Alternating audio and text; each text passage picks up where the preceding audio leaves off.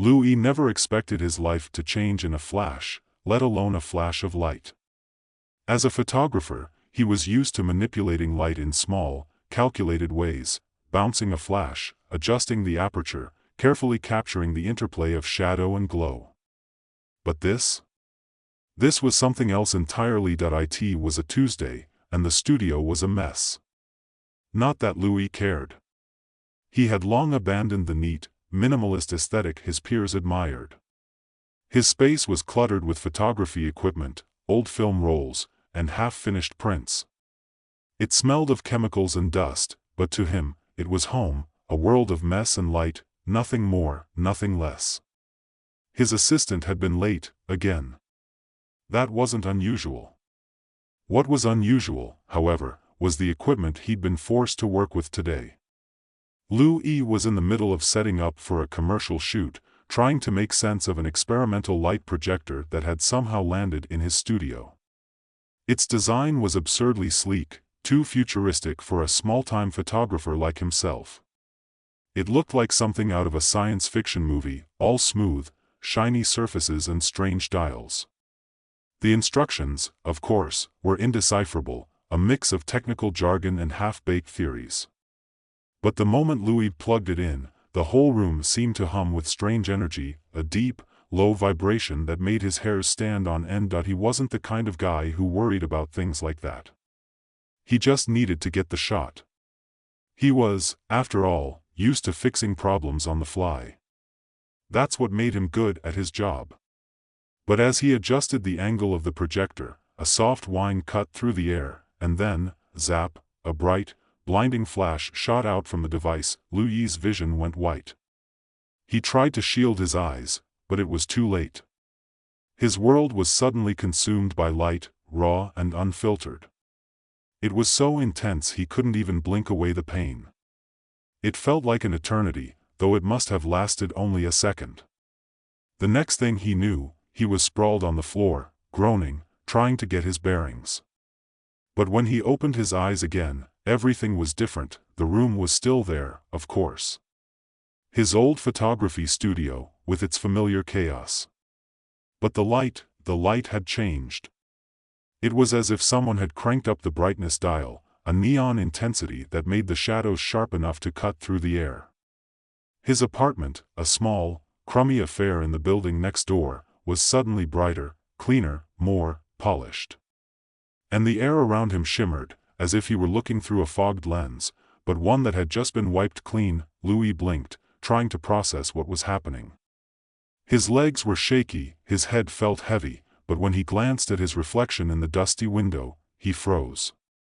His hair, normally unkempt, a mess of black strands, was styled in a way he hadn't bothered with in years. His clothes were somehow new. His worn, faded jeans had transformed into a pair of perfectly pressed trousers, and his old t-shirt was replaced by a designer jacket he couldn't remember buying. He shook his head, bewildered. The flash must have knocked him out harder than he thought. He staggered to his feet and rubbed his temples, trying to make sense of it all. But nothing felt right. The room felt real, but somehow, the air didn't. It felt too vibrant, too full of energy, like the whole space was alive and breathing. His fingers instinctively reached for the projector, still sitting innocuously on the table, as if nothing had happened. He turned it off, but even as the whirring noise died down, the strange sensation didn't fade. In fact, if anything, it became stronger. As he walked across the room, every movement was accompanied by a strange, radiant glow, like the shadows were being pulled along behind him. It didn't take long for Louis to figure out that the flash, that thing, had done something to him. It had altered his senses, changed the way he perceived the world. And after a few more experimental steps, he realized that it wasn't just his perception that had changed. He could feel light, like it was a physical presence, like it was a force he could manipulate. He held out his hand in front of him, instinctively. And to his shock, the air around his fingers bent. The light seemed to twist and follow his movements. When he waved his hand, the light curved and swirled, casting strange, liquid shadows across the room. Holy shit, Louis muttered to himself, a grin creeping across his face.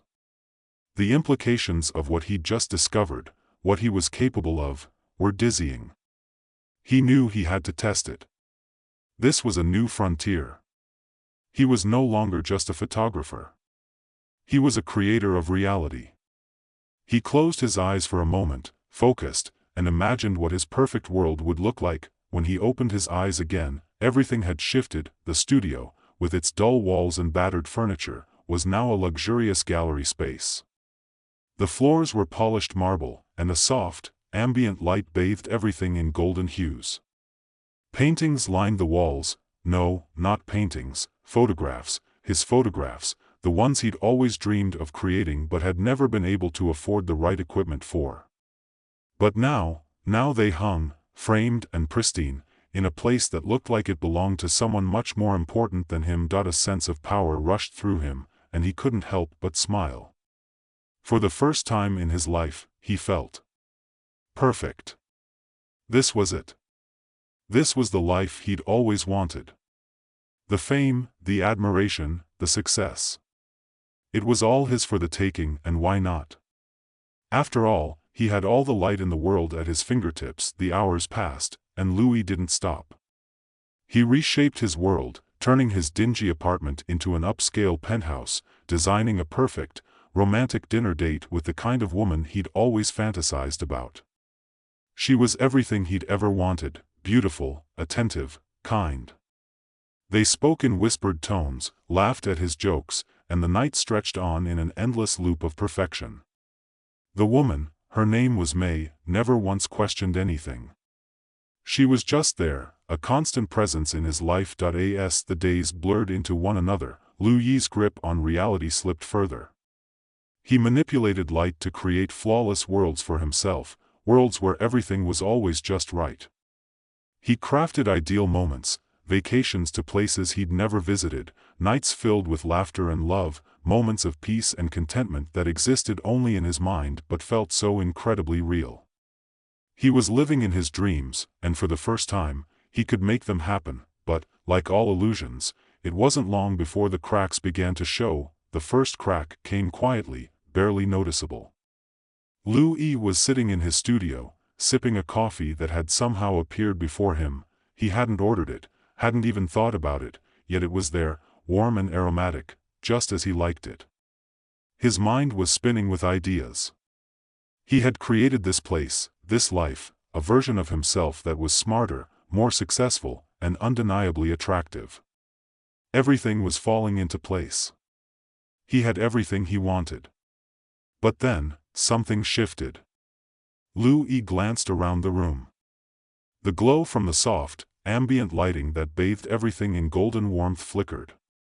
The change was subtle at first, like a shadow flickering at the edge of his vision. He blinked, and the light shifted, casting the room in an odd, unnatural tint, something between twilight and dusk. It made him feel uneasy, a slight tremor crawling through his body. He stood up to check the projector, but it was turned off, as it should be. No, the problem wasn't the equipment, it was him. He was doing this, controlling it all. At that moment, the doorbell rang. Louis froze. It was the sound of his studio's doorbell, except he hadn't been expecting anyone. No one ever visited him here. He didn't have friends, not really, not ones who would stop by unannounced. He thought about May. She was perfect. She could never do anything to ruin the illusion. The bell rang again, louder this time. Just a glitch, he muttered to himself. Just a glitch. I can fix it. He snapped his fingers, and the light in the room shifted back into its smooth, golden warmth. He walked toward the door, his steps deliberate, his mind racing. When he opened it, expecting to see May, or perhaps some other perfect visitor from his dream world, he was confronted instead with the face of a stranger. The man was tall, with shaggy brown hair, dressed in a coat that looked far too heavy for the warm weather outside. His eyes were piercing, almost too bright, like they saw right through Louis. And behind him, the hallway to the other studio spaces was empty, still. No one else was around. Can I help you? Louis asked, voice faltering. The man didn't smile. You're Louis, the photographer, right? Louis nodded, but something about the way the man looked at him felt off. The stranger stepped forward, his eyes scanning Louis with an intensity that made the hair on the back of his neck rise. I've been hearing things, the man said. Things about you. About what you can do. His voice was calm, measured, but his words carried a weight Louis couldn't ignore. I don't know what you're talking about, Louis said, trying to slam the door shut. But his hand froze on the doorknob, as if the light itself had suddenly frozen, holding him in place. You do, the man replied, his voice now quieter, almost a whisper. You've been creating things, haven't you? Perfect things. Illusions. All of it's fake. But it's real to you, isn't it? Louis took a step back, blinking rapidly, as if he could make the man disappear. But he didn't. The stranger remained, rooted in the threshold, his eyes never leaving Louis's. I can't help you, Louis stammered, feeling the weight of the world pressing down on him. His mind was whirling. Was this man real?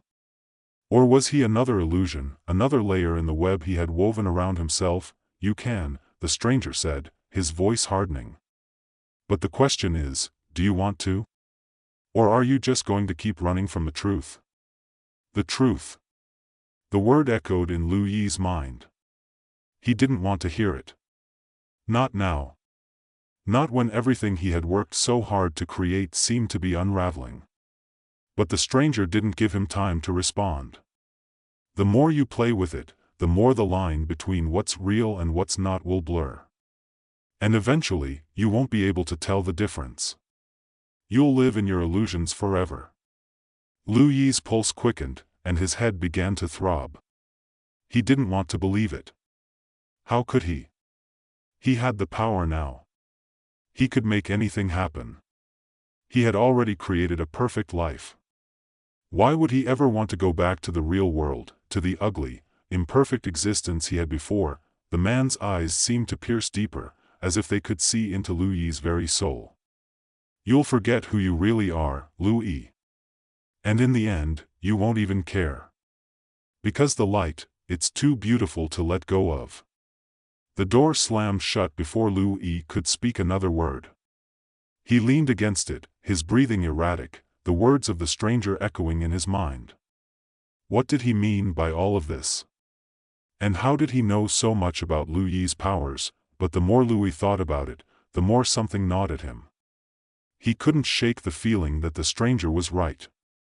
The more he used his power to bend reality, the more everything seemed off. His world had become too perfect. And perfection was never as perfect as it seemed. For days, Louis couldn't shake the unease the stranger had left in him.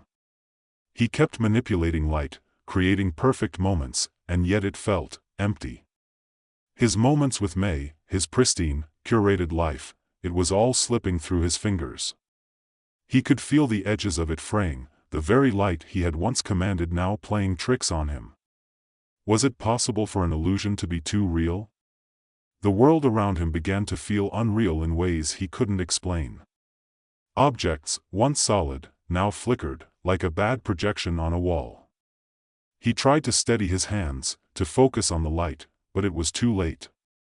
The more he tried to control it, the more the illusions became unpredictable. One moment, the world was lush and golden, and the next, everything was a void of shifting shadows and chaotic patterns. He tried to stop. He tried to think back to the days when everything had been simpler. When he was just a photographer, a man who saw beauty in the world and captured it for others. But the power, the lure of perfect light, had consumed him. It was too late for simplicity now, and then came the night when Louis could no longer tell if he was in the real world or trapped inside one of his illusions. That he woke up to find his apartment transformed again, this time into a sprawling mansion. The walls gleamed with polished wood and intricate tapestries. The furniture was grand, too ornate to be real. He could hear the soft hum of classical music in the background, like it was playing from an unseen speaker. It was all too much, and there, at the center of it all, was May, his May, smiling as always, looking perfect, eternal. Louis, you've done it, she said, her voice carrying a warmth that made him want to forget everything, to sink into the dream forever. He tried to speak, but his throat was dry. What do you mean? You've created it, she said, her eyes narrowing. Your perfect world. But it's not enough, is it? Not enough to keep it real. Because nothing here is real. Not even me. Louis blinked, his breath catching in his chest. What are you saying? Her smile twisted, warping into something cold. You don't see it, do you? You've lost yourself in the light. You're just as fake as everything around you. The world began to warp again, the edges of his mansion flickering, bending like a reflection in broken glass. No. Louis gasped, stumbling backward. This can't be real. You're real. You are real. But the light was changing, shifting violently. The walls melted away, and he was back in his original studio, sitting on the cold, hard floor. The projector lay still in front of him, the one piece of equipment that had started it all. His hand trembled as he reached for it, but the light seemed to pulse around him, alive, consuming everything. He closed his eyes, trying to focus. He needed to wake up. He needed to stop the illusions. But no matter how hard he tried, he couldn't escape the maze of light and shadows he had created. In the end, there was only one truth left for him to face: the light was no longer his to control. It had taken over him, twisted his world, and left him trapped in its labyrinth. And now, Louis was just another shadow in the maze. Louis's eyes fluttered open, and for a moment, he thought he was dreaming again. But when he reached out and felt the cold, hard floor beneath his fingers, he knew this was real, or at least, it felt real. The projector lay on the ground beside him, its sleek surface now marred by a thin layer of dust. It had never been so still before. He could almost hear it breathing, vibrating ever so slightly, as if it had a pulse, like it had become an extension of his own body. The room around him was quiet. The light, that unholy glow he had grown so accustomed to, was absent now, replaced by a dull, oppressive darkness. It wasn't the peaceful black of night, but the kind of darkness that felt suffocating, alive in its own twisted way, pulling the edges of his vision into sharp, jagged lines. He stood up slowly, his body still aching from the last few days, or had it been weeks? Time had become irrelevant.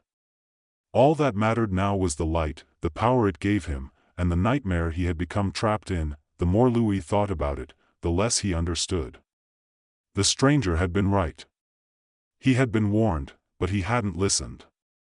He thought he could control it, manipulate the light, bend it to his will, but now he knew the truth. The light wasn't something to be controlled. It was a force. A force that didn't belong to him. It had taken over, weaving its own story, its own path. And now he was part of that story, whether he wanted to be or not. He closed his eyes, tried to calm his breathing. He had to think. There had to be a way out of this. He had to undo it, whatever it was. Louis stood in the center of the room, his arms at his sides, and waited. For what, he wasn't sure. A sign? A way out? But the world remained still. No sudden flashes, no miraculous transformations. The air was heavy with silence, the weight of it pressing against his chest, and then, slowly, the room began to change again. At first, it was barely perceptible. A slight shimmer, like a heat wave rising from the floor. And then, as if in response to his desperate longing, the light began to bend once more, like it always had, only this time it wasn't obeying him. It was pushing him. The shadows stretched and writhed, curling in on themselves, bending at impossible angles. Louis reached out instinctively, his fingers tracing the shifting shapes. It was as if he were grasping at threads of a dream, trying to make sense of a world that was unraveling. But the harder he tried to control it, the more it slipped through his grasp, like water running through his fingers. Why won't you stop? He muttered, the words escaping his lips before he could think, and then, just as quickly as it had started, the light stopped. The world seemed to freeze, and then came the voice that it was May's voice, but it was distorted, distant, like it was coming from across an endless chasm. Louis, her tone was not soft, but sharp, almost angry. You've become something else. You've created something that isn't real. And now you're trapped in it. No. Louis whispered. No, I'm not. I can still fix it. I just need to. I just need to. You can't, May's voice said. You've gone too far. You can't escape. The light you created, the illusions, it's all part of you now. You'll never find your way out. No, Louis cried out. I will. I will fix it. I'll make it right. I can do it. He clutched at his chest, his breath quickening. I can still control it. You can't. Her voice was sharper now, like a whip cracking through the air. The illusions are you. There is no real world anymore. You've made a prison of your own mind. Louis's heart thudded painfully in his chest. He wanted to scream, to run, but the light had already consumed him, had already consumed everything around him. Suddenly, the room began to flicker, like an old film reel sputtering to life. The walls shimmered, turning into a cascade of colors, red, gold, blue, all blending together like paint in water. Louis stumbled backward, trying to steady himself, but it was useless. The world was crumbling, falling apart, piece by piece. The lines between reality and illusion had disappeared, and now there was only chaos. That he collapsed to the floor, his breath ragged. The projector, his power, was pulsing, glowing with a strange intensity. It was the source of all this madness, and yet, it was still a part of him. He couldn't escape it. He couldn't escape himself. In the distance, May appeared again, this time more solid, more real than before. But as she stepped toward him, her face twisted, her smile widening in a way that felt wrong. Her eyes, once warm and kind, now held nothing but emptiness. You created this, Louis, she said, her voice growing colder with each word. This world. This prison. You built it with your own hands. No. No, I didn't mean to. Louis's voice was a whisper now. I never wanted this. I just wanted, he trailed off, unable to finish the thought. What had he wanted? A perfect life? A perfect world? Now, all that was left was this endless, suffocating illusion. You wanted to be someone else, May said. Someone better. Someone perfect. But perfection isn't real. And now you'll never escape. Louis looked up, his vision swimming in the overwhelming light. He reached out toward May, but his hand passed through her as if she were made of smoke. The world around him was shifting again, the edges of reality warping, contorting, as if the very fabric of existence had been pulled apart. He had nothing left to hold on to. In his mind's eye, he saw flashes of the life he had created. The perfect dinners. The flawless moments with May. The dreamlike vacations. The moments of peace that had once felt so real, but now seemed as fragile as glass, ready to shatter with a single touch. He had built this life, this illusion, to escape the pain of his past, the loneliness that had always haunted him. But now, as the walls of his world crumbled, he realized something he had never considered before. This perfect world, it wasn't his at all. It was an illusion. An empty shell he had trapped himself in. And now, he was no longer sure who he was, who he had been before the light had consumed him. He closed his eyes, and for a moment, he wished he could go back. Back to when he had been just a photographer, capturing the beauty of the world through his lens, before the light had shown him what it could do, before the darkness had crept in. But it was too late. Louis's breath slowed, his heart heavy with the weight of his own choices. He had become the architect of his own prison. The more he had tried to perfect his life, the more he had distorted reality until there was nothing left but the maze of light and shadows that now encased him. He had lost himself, and now he would be forever trapped inside the illusion he had created. The light around him pulsed one last time, and then, everything went dark.